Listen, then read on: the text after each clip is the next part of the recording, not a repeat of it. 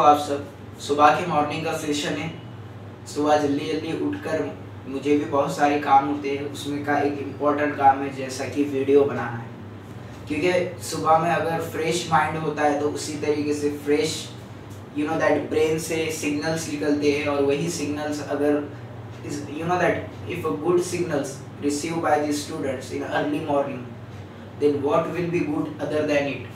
इससे अलावा क्या गुड हो सकता, अच्छा हो सकता कि मॉर्निंग के सिग्नल्स अगर डायरेक्ट स्टूडेंट्स तक पहुंचे। तो उसी को अच्छी नीयत को मद्देनजर रखते हुए मैं रोज सुबह सुबह उठकर ये कोशिश करता हूँ कि एक अच्छी वीडियो आप तक पहुंचाऊं। अच्छी वीडियो के मायने क्या है, मीनिंग क्या है कि अगर अच्छी वीडियो अगर मैं आप तक पहुंचाऊंगा, अगर आप भी सुबह सुबह उठकर, अगर आप 12th के स्टूडेंट हो और आप सुबह सुबह उठकर अच्छी तरीके से दैट फ्रेश होकर इस वीडियो को देख लेंगे तो आपकी भी मॉर्निंग अच्छी होगी। और सपोज अगर ये क्वेश्चन एग्जाम में आ जाता है, और वैसे तो एग्जाम में इस तरीके से क्वेश्चन आते हैं एंडोस्पर्म के बारे में, क्योंकि ये लास्ट पोर्शन है बायोलॉजी का पहले चैप्टर का, जैसा कि हम चैप्टर फर्स्ट डिस्कस कर रहे हैं, reproduction in lower and higher plants. Okay, और ये खत्म होते आ रहा है हमारा चैप्टर, तो उसके हिसाब से आप लोग भी प्रिपेयर कर रहे हो अच्छी तरीके से, तो आपके वास्ते हम ये वीडियो लेकर आए हैं।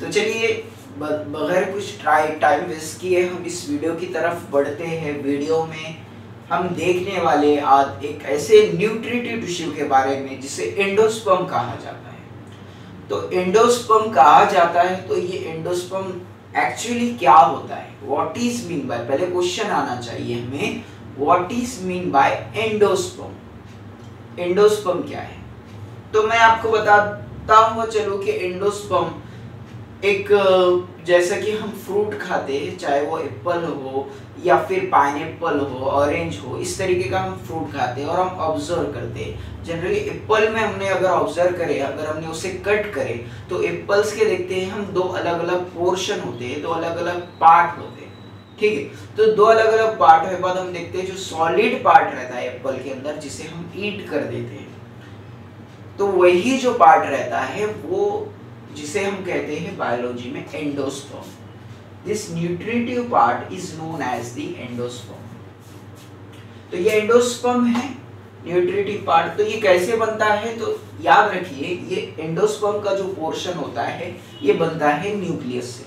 आप बोलेंगे न्यूक्लियस से कैसा बनता है, तो आपको पता है, जैसा कि हम देखते चले आ रहे हैं पहले से चैप्टर फर्स्ट के reproduction in lower and higher plants के चैप्टर में से, कि किस तरीके से हमने फर्टिलाइजेशन करा, पॉलिनेशन करा, न्यूक्लियाई बनाया, न्यूक्लियस को तैयार करा।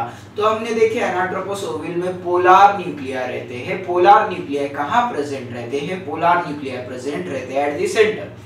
और यही सेंटर का जो पार्ट रहता है, सेंटर का जो पोर्शन रहता है, the triploid PEN repeatedly divide in mitotically to form nutritive tissue called the endosperm. The triploid primary endosperm nucleus PEN जिसे कहते हैं, ठीक है।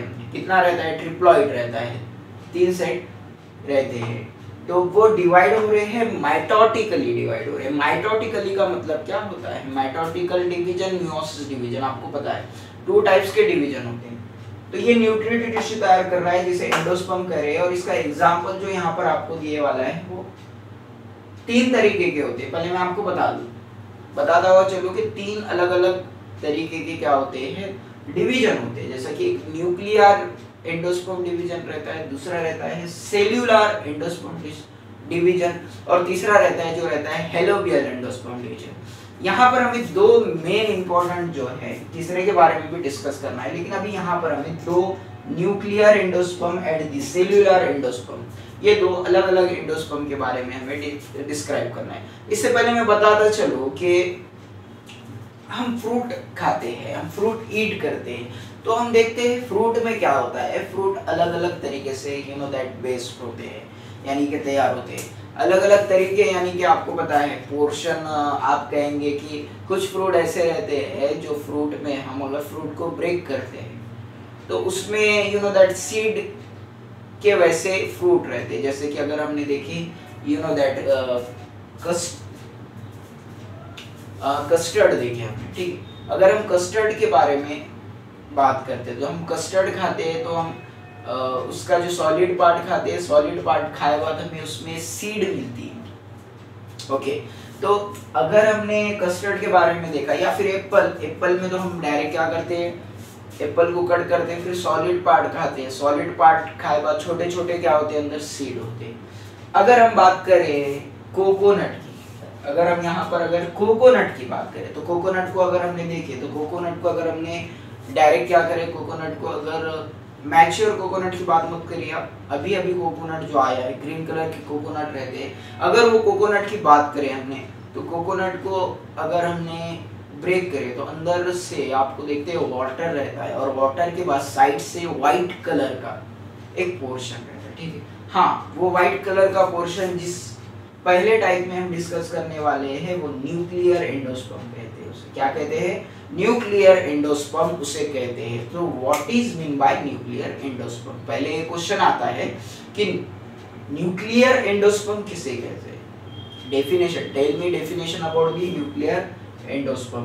तो न्यूक्लियर एंडोस्पर्म क्या है, वही डेफिनेशन है कि प्राइमरी एंडोस्पर्म न्यूक्लियस डिवाइड होगा, लेकिन यहाँ पर डिवाइड होगा वो न्यूक्लियर डिवीजन में होगा, न्यूक्लियस रिपीटेडली डिवाइड होगा, और वो क्या तैयार करेगा, वो फॉर्म करेगा एंडोस्पर्म। और इसमें जो वॉल तैयार होगी विदाउट वॉल फॉर्मेशन, यानी कि वॉल फॉर्मेशन यहाँ पर नहीं होगी, विदाउट यहाँ पर वॉल तैयार होगा। ठीक है, समझ में आया आपको कि न्यूक्लियर एंडोस्पर्म में क्या होगा कि जो वॉल तैयार रहती है, आप देखते हैं कोकोनट रहता है, कोकोनट का, तो हम देखते हैं कि अगर कोकोनट को हमने ब्रेक करें तो उसके आजू बाजू से हम देखते हैं कि हम वो इजीली ईट कर सकते हैं, वो इजीली हम खा सकते हैं, वो जो पोर्शन रहता है, ठीक है। तो वॉल तैयार नहीं होती है वो कोकोनट के बाहर, तो यही बता रहा है यहाँ पर वॉल तैयार नहीं होगा, और जो न्यूक्लियस रहेगा वो टोटली थोड़ा थोड़ा मूव होते होते पेरिफेरल रीजन के आ जाएंगे, जो पेरीफेरी रहती है सर्कल की, आपको पता है, जिसे वहां पर न्यूक्लियस आ जाएगा, और यहाँ पर जो सेल तैयार हो गए वो सेल हो गए multi cellular. So multi cellular cells are form, big central vacuole appear centre, cell pushing nuclear periphery. उसके बाद है सेल्यूलर एंडोस्पर्म। सेल्यूलर का मतलब क्या होगा, यहाँ पर दोनों में डिफरेंस ये है, यहाँ पर अगर वॉल तैयार हो रही है तो यहाँ पर वॉल तैयार नहीं होगी। ओके, यहाँ पे हमने वॉल तैयार नहीं हो रही थी, यहाँ पर हम बोलेंगे यहाँ पर वॉल तैयार हो रही है। Division of diploid primary endosperm nucleus immediately follow by wall formation. Balsam and petunia, अगर आपने बेल्सम का फ्रूट देखे, ओके, तो बेल्सम के फ्रूट में आपको दिखता है कि बेल्सम का फ्रूट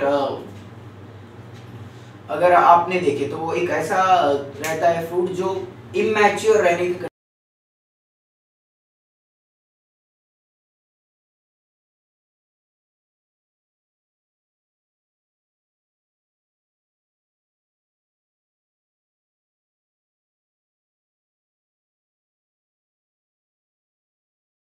यहाँ पर जो डिवीजन हो रहा है, डिप्लॉयड प्राइमरी एंडोस्पर्म न्यूक्लियस हो रहा है, वो वॉल फॉर्मेशन तैयार कर रहा है। वो क्या तैयार कर रहा है, it's formation of the wall, यानी कि वो वॉल तैयार करेगा। और यहाँ पर डिवीजन जो होगा वो सेल्यूलर डिवीजन।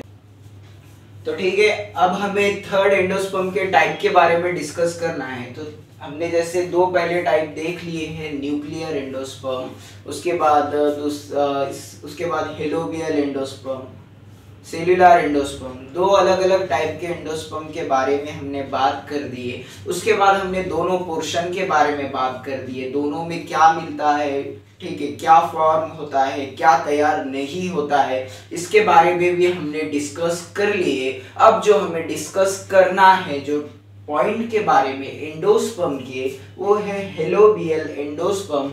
जैसे कि डायग्राम में आपको दिख रहा है, हेलोबियल एंडोस्पर्म एक ऐसी वॉल दिख रही है जो बीच में से तैयार हो रही है, जिसे हम ट्रांसवर्स वॉल कहेंगे, एंडोस्पर्म में तैयार होने वाली वॉल, और वो भी हेलोबियल एंडोस्पर्म में तैयार होने वाली वॉल। अब ये जो इम्पोर्टेंट क्यों है, क्योंकि ये एंडोस्पर्म को कहा जाता है सेल्यूलर और न्यूक्लियर एंडोस्पर्म का जो मिडल एंडोस्पर्म है उसे हेलोबियल एंडोस्पर्म कहा जाता है। तो ये इम्पोर्टेंट इसलिए भी है स्टडी करने के लिए कि ये एंडोस्पर्म में जो डिवीजन हो रहा है वो डिवीजन फॉलो हो रहा है ट्रांसफर वॉल से फॉलो हो रहा है। जैसे कि हमने देखे थे पिछले में, न्यूक्लियर एंडोस्पर्म में न्यूक्लियस को फॉलो कर रहा है, सेल्यूलर एंडोस्पर्म में सेल को फॉलो कर रहा है, लेकिन यहाँ पर ट्रांसवर्स वॉल को फॉलो कर रहा है। What is the definition of this helobial endosperm? In that helobial endosperm we have discussed about the primary endosperm nucleus undergo repeatedly mitotic division। Repeatedly mitotic division तो हो रहा है, तो न्यूक्लियस फॉलो क्या कर रहा है? न्यूक्लियस फॉलो कर रहा है उसकी ट्रांसवर्स वॉल को। अब ट्रांसवर्स वॉल को फॉलो करेगा, यानी कि तैयार कर रहा है ट्रांसवर्स वॉल, ठीक है। तो ट्रांसवर्स वॉल तैयार कर रहा है वो हेलोबियल एंडोस्पर्म में। तो यहाँ पर हम देख सकते हैं हेलोबियल एंडोस्पर्म में हम इसे कह सकते हैं कि ये मिडल है। ये मिडल किस लिए है? क्योंकि ये मिडल इस वजह से है कि हमने पहला न्यूक्लियर देखे, दूसरा सेल्यूलर देखे, अब इसके बीच में जो हेलोबियल एंडोस्पर्म है ये मिडल इस वजह से है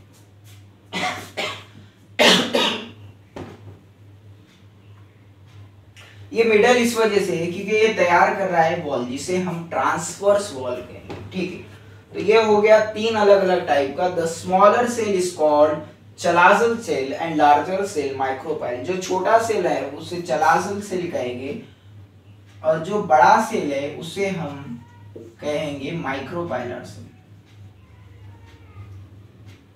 और आप बोल सकते हैं कि ये ट्रांसफर सेल, माइक्रोपाइलर सेल, ये दोनों भी तैयार हो रहे हैं। ये दोनों भी तैयार इस वजह से हो रहे हैं क्योंकि इनमें एक ट्रांसवर्स वॉल का डिवीजन हो रहा है जो कि हेलोबियल एंडोस्पर्म में होता है। तो where it is takes place? It takes place in Asphodelus endosperm. Asphodelus जो भी एक प्लांट होता है एस्फोडिलस नाम का, वो एस्फोडिलस नाम में जो फ्रूट बनते हैं वहां पर ये हेलोबियल एंडोस्पर्म दिखाई देता है। आफ्टर दी माइटोटिक डिवीजन, आपको पता है माइटोटिक डिवीजन एंडोस्पर्म में जो डिवीजन होता है, एमसीक्यू के वास्ते आपके बहुत इंपॉर्टेंट है कि एंडोस्पर्म में जो डिवीजन होता है उसका नाम क्या है? तो उसका नाम रहता है माइटोटिक डिवीजन। तो वो माइटोटिक डिवीजन होगा और आफ्टर दैट माइटोटिक डिवीजन के बाद हम देखेंगे कि यहाँ पर वॉल भी तैयार होगी और वॉल तैयार होने के बाद सेल्यूलर और न्यूक्लियर टाइप का यहाँ पर एंडोस्पर्म के बीच में जो तैयार होगा वो होगा हेलोबियल एंडोस्पर्म, ठीक है।